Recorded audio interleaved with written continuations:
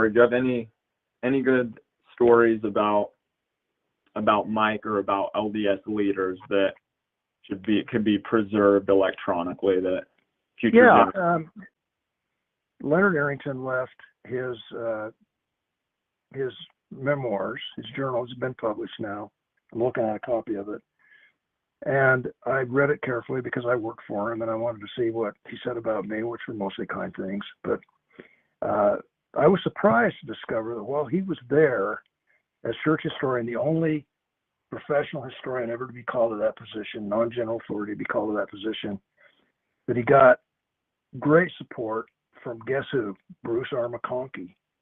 I was stunned to read that, but whenever he would come to the brethren with something and any sort of push and shove, Elder McConkie was on his side. He wanted Leonard to have as much authority and as much power as he could possibly have to write and have written the best history of the church that could be done. And I was really surprised to discover that. Maybe one other little insight that's kind of come to me recently, talking to the Joseph Smith Papers people, that, you know, if you're Gerald and Sandra Tanner or you're Mark Cord or several of these other anti-Mormons over the years who've tried to use history to destroy Mormonism, you get deeply into the Joseph Smith Papers, and they've all said it's pretty hard to deny he was who he said he was.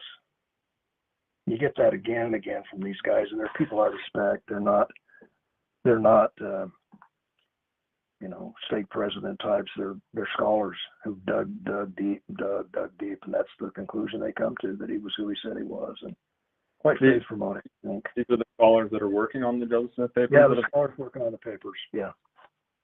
They're LDS, but they're not like in leadership. Is that? No, they're PhDs that have been hired by the Papers Project. They're being well paid, by the way. When I went to work for the church, we were told weekly that we were in church service and didn't expect to be paid very well. They're paid quite well.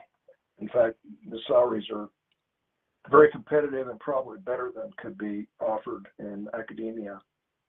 Good scholars from really good schools.